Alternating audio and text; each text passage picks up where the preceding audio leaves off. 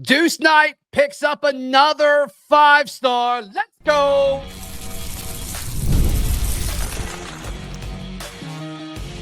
You are Locked On Auburn, your daily podcast on the Auburn Tigers. Part of the Locked On Podcast Network, your team every day. Yes, welcome on into Locked On Auburn, your daily Auburn Tigers podcast. I'm your host, Zac Blackerby, and thank you so much for making Locked On Auburn your first listen every single day. Mike G of the War Rapport hanging out with us on this Friday edition of the show. I guess we should say this 5-star Friday edition of the show. We'll talk about Blake Woodby. We'll talk about Malik Autry. And we'll talk about Deuce Knight. Deuce Knight now a 5-star in multiple publications. He's been a 5-star on Rivals. He becomes a 5-star on On3.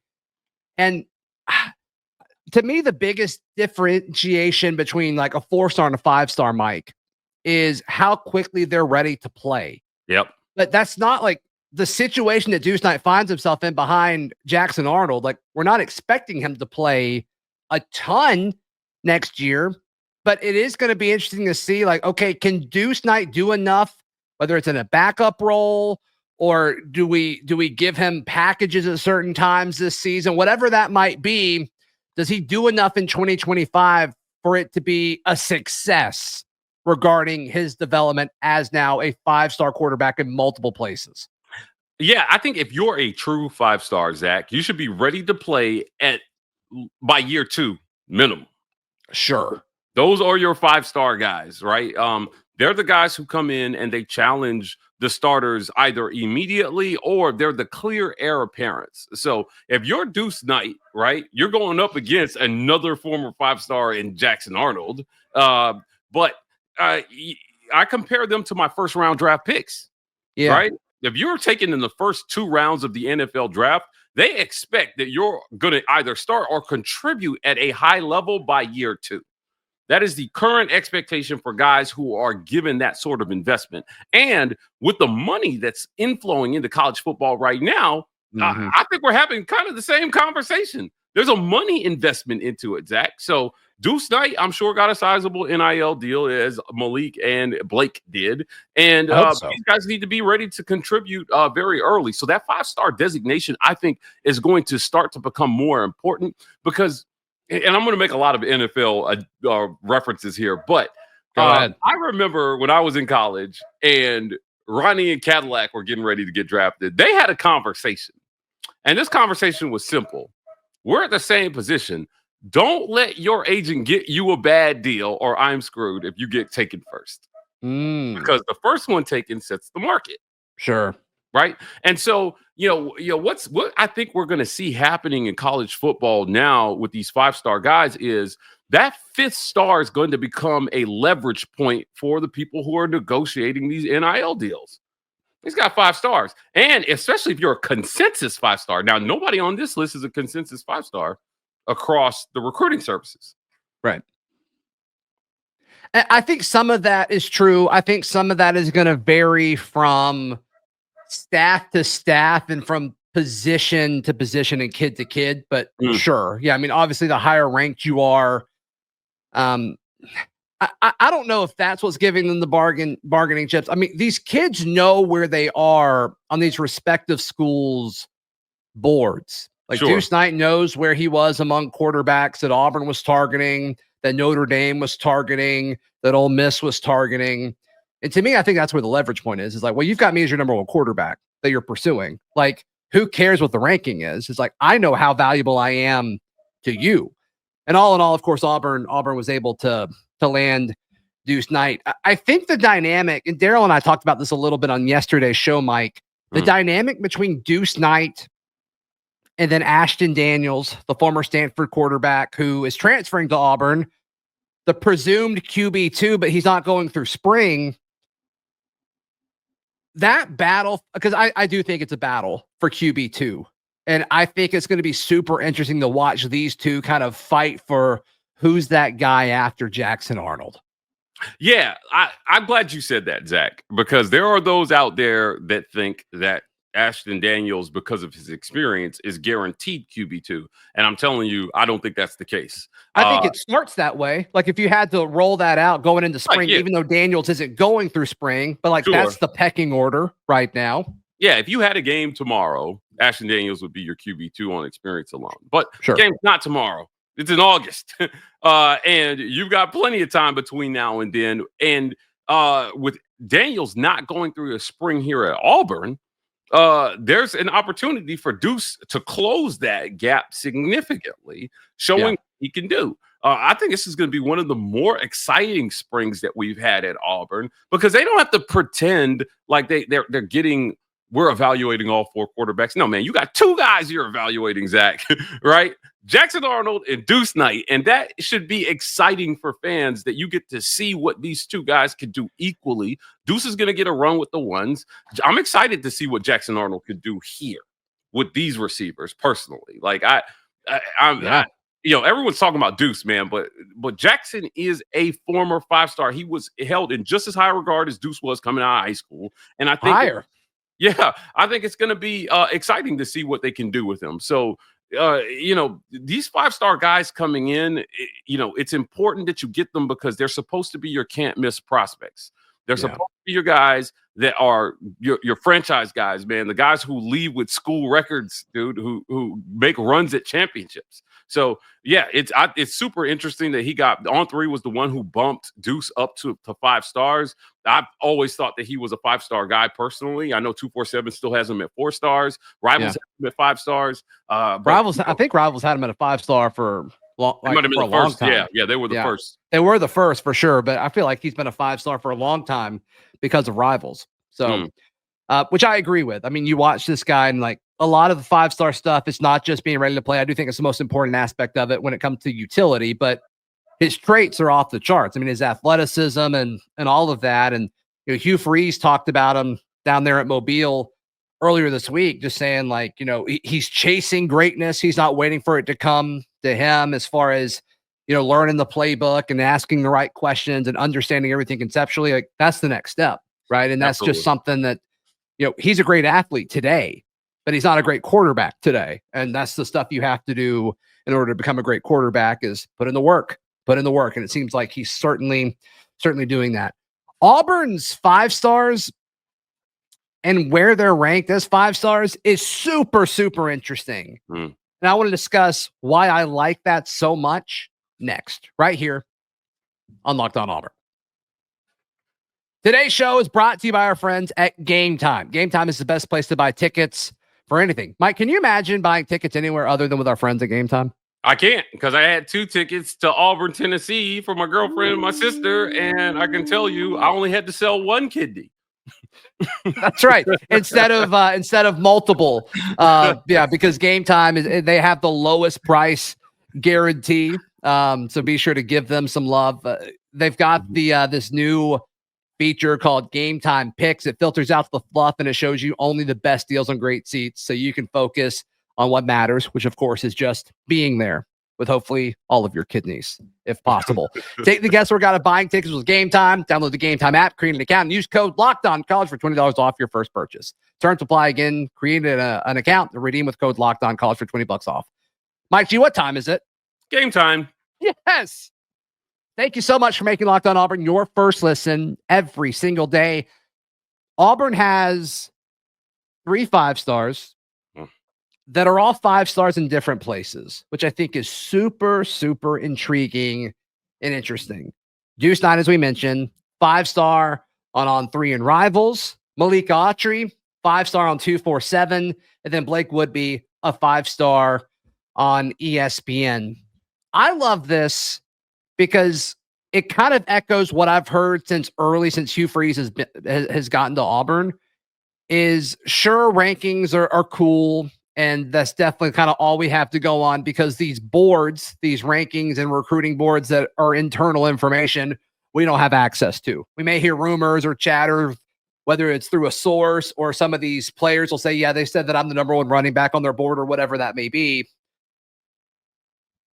But something that I've heard consistently about Hugh Freeze and his recruiting efforts is like, they make their own rankings. They make their own boards.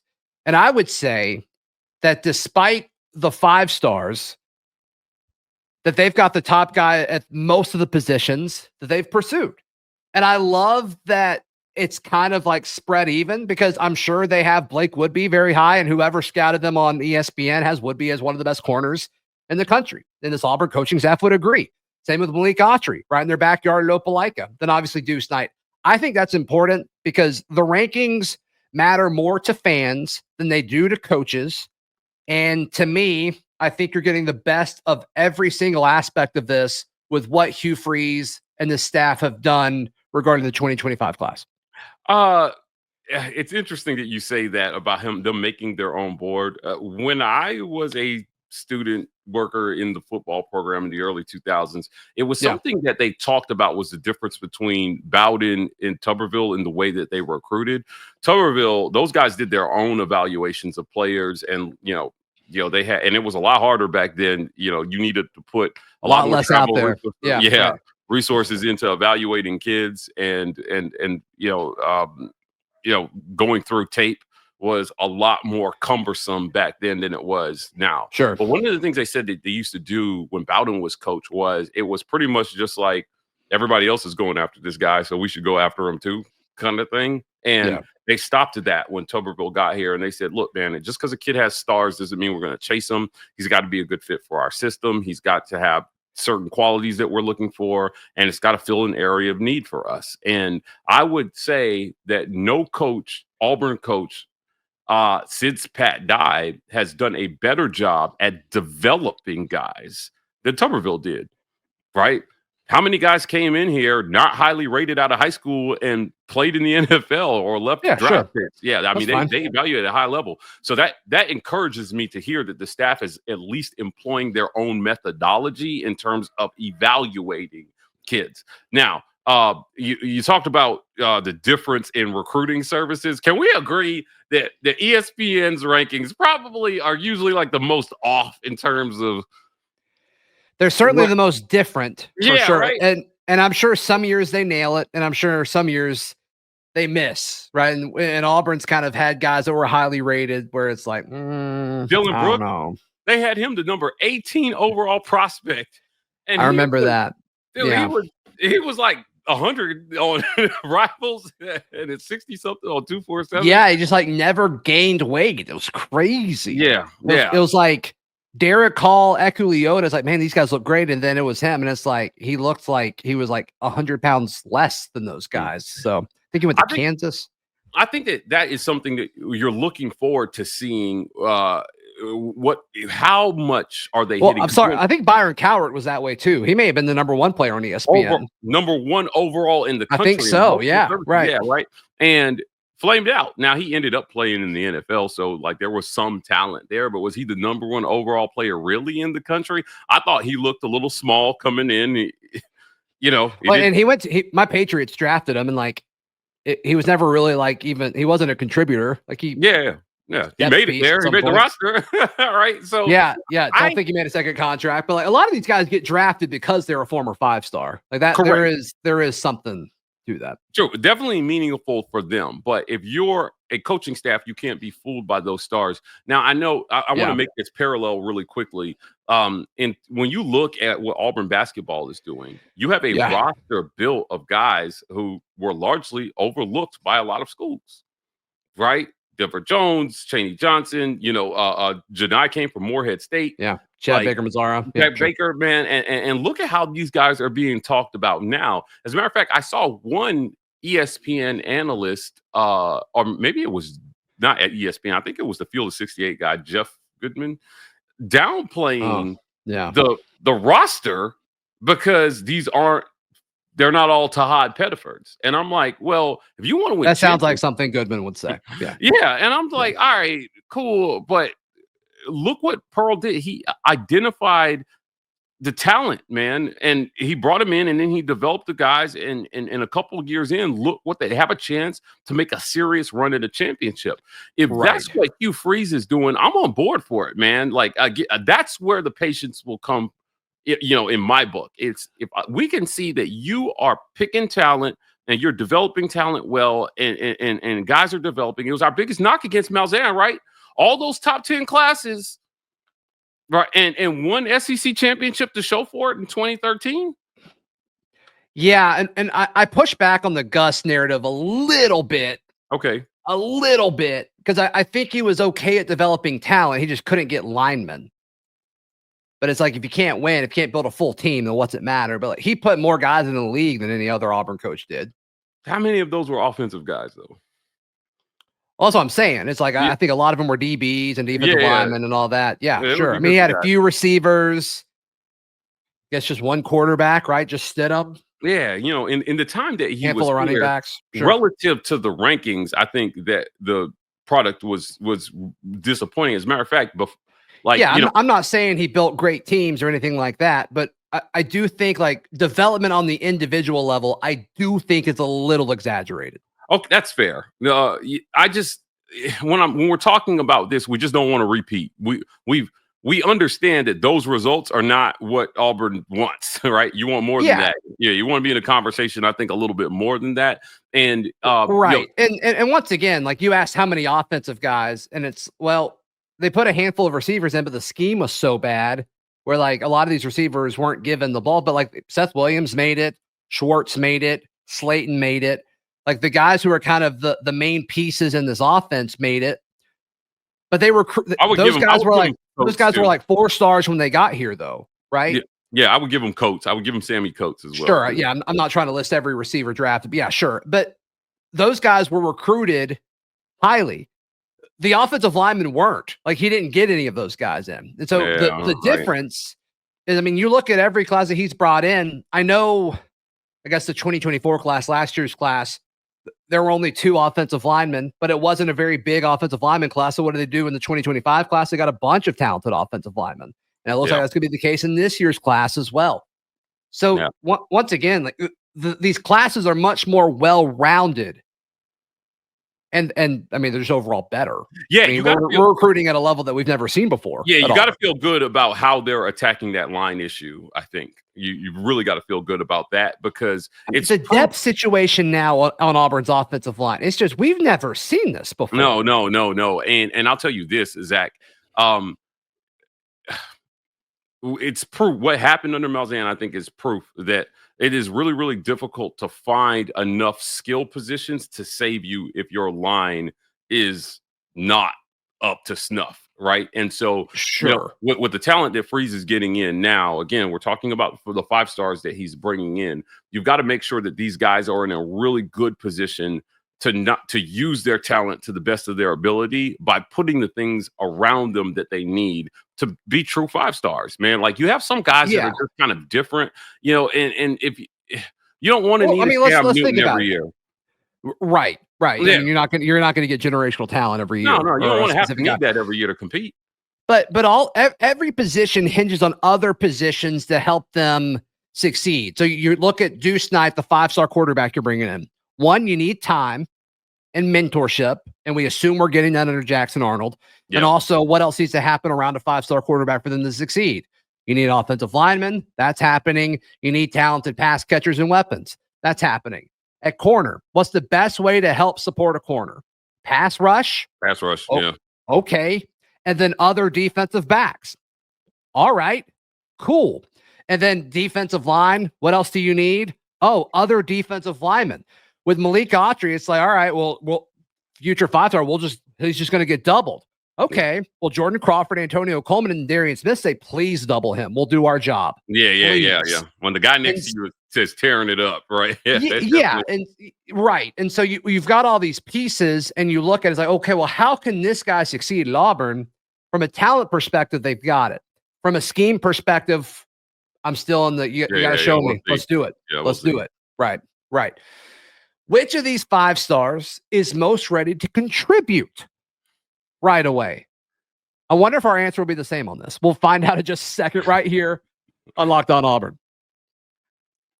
Mike, today's show is brought to you by our friends at Alumni Hall. Can you imagine having Auburn gear not from Alumni Hall? Can you imagine that? Can you imagine? Ask me where I got this hat from. Ask me right now. Where did I get my hat? Ask me. I got it from Alumni Hall. The back wall, boom, just covered in hats. It's covered in hats. You think, I'm just going to go into Alumni Hall because I need a new Auburn hat.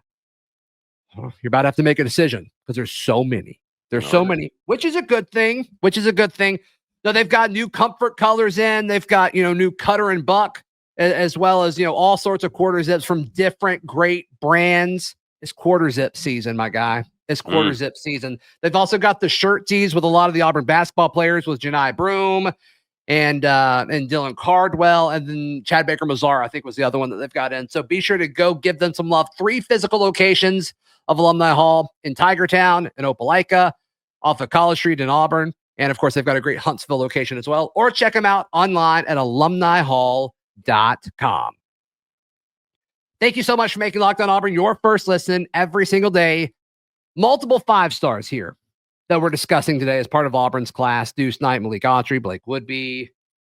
Which one of them is most likely to contribute in 2025? If there's a game tomorrow and I say, hey, I trust one of these guys more than the other, the answer is Blake Woodby, and I don't think I'm hesitating at all, Mike.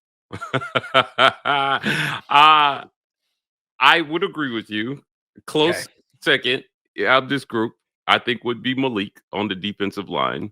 Already in the 2 deep, right? Because hell, who do they have, right? Like, I mean, that was one of your biggest areas of need in recruiting this season. Well, let's think about this. I mean, if they're doing the 4-man front thing, Dallas Walker and Bobby Jamison Travis, and whatever order, those are your noses, your true nose guards, and then your 3 technique starter, we assume, is Malik Blockton, and then everybody else in the D-line room are true freshmen.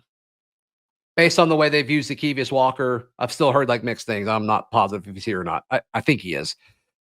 But they've kept him at edge. Do they scoot him inside to the 3 technique? Is he Malik Blockton's backup? Is Malik Autry better than him? Possibly. Jordan Crawford is phenomenal as well. But yeah, I think Malik Autry is in the 2 deep for sure. But I mean, Blake Woodby is as well. Yeah, and when you look at what DJ Durkin was able to do with this defense, you feel extremely confident seeing the development that happened on that side of the ball. So it'd be hard not to pick one of the defensive 5 stars because with the turnover that we're seeing on defense and the development that's happening there, you got to think, forgive me, Zach, are either one of these guys going through spring? I think all 3 of them are. All 3 of them going through spring. I mean, if they're going through a spring, then you really, really like their chances on the defensive side to either start or at least to break the 2 deep. So the corner situation is going to be fascinating to me. Yeah, I mean, you assume your starting outside corners are Kayan Lee and Jay Crawford. But Champ Anthony, season, man. Yeah, but Champ Anthony was a starter before that, and he was phenomenal. And how quickly does he recover? I mean, that leg injury seemed pretty brutal. So we'll see how quickly he comes back. Rayon Strader, the transfer from Ohio. Don't know why I'm doubting that. I'm pretty confident it's Ohio. I think he was one of the leaders as far as pass breakups in college football a year ago. I don't love his tape, but I love his stats. So take that for what it's worth. And then, JC Hart is a guy whose name doesn't go away. But then I'm really high on Donovan Starr. I'm really high on Blake Woodby. I'm higher on Devin Williams than literally anybody that I've talked to. And corner is loaded. Auburn is loaded at corner. Agreed. Look, they've done such a phenomenal job there. The talent, the influx of talent is historic. It's historic, and I think Blake Woodby is another piece in that puzzle that you're trying to solve. Auburn was top 25 in the country defensively last year at the end of the regular season. Now, when you look at the stats, is that by yards per game? What is that metric? That's by total yards allowed in yards per game. Top 25 in the country. And I think, if you look at the stats now, they'll be a little skewed because there were a bunch of teams that played extra games and Auburn did not play a bowl game. But when you look at the stats at the end of that, the regular season, they were there. And it's been remarkable. They did some good things. They were able to force turnovers. That's been a problem in the past, not being able to turn the other team over. They did it at a high rate at times this year. And so building on that and continuing, we going into the season, we thought that defensive backfield would be a strength of this football team. I think they proved themselves to be formidable. They should be even better next year, in my opinion. And Blake Woodby, man, on defensive line, right? Like, when we're talking about Autry, you want to rotate a ton of guys, Zach, right? Like you want to be able to stay fresh there. When you've got a defensive back you don't rotate as much as at defensive back at corner. You don't. But you've got to have two guys to do the job. You got to be too deep at every single position. And when I looked at Woodby, when they landed Woodby, I was very taken back. I was like, wow, I cannot believe the job that they're doing recruiting here. This is absolutely insane. So I'm looking forward to seeing what he can do in the spring. That's one of the great things about the spring is that you will get to see what these guys can do. Mm-hmm. There's no reason to not put them on the field, right? Like you're gonna get, your guys like Can Lee, and Jake Dog. Yeah, what those guys can do. You're not testing them, right? Mm-hmm. Like, so you're going to give a lot of the reps to these guys that you're trying to evaluate. And I'm looking forward to seeing Blake Woodby out there, man, to see if he can make some noise this spring. Yeah, he'll be able to. He'll be able to for sure. Mike G, how can people check out everything you got going on? Follow me on Twitter at Mike Getting to see that right down there at the bottom of the screen. Also, follow us at the War Rapport on every social media platform, TW Report on TikTok. Yep. Also, a little Locked On UCF action. Oh, yes. We're growing saw over there. Gus down there. I know he's not at UCF anymore, but saw Gus down there in Mobile for a few minutes. That was fun. Yeah, look, Scott Frost is back. It is a frost warning at UCF. We got freeze warning at all. We got frost warning down in Orlando. Not quite the same ring, but close. Hey, please like the video. Please subscribe. We'll see you next time. This has been Locked On Auburn.